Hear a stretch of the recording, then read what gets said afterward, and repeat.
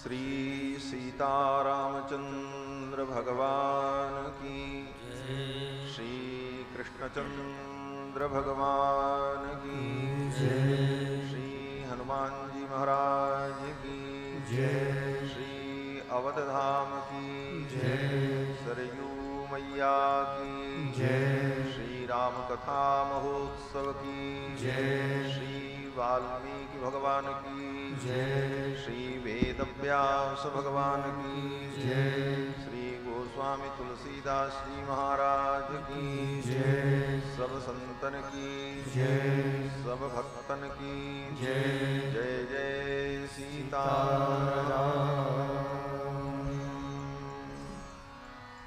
Hari Om.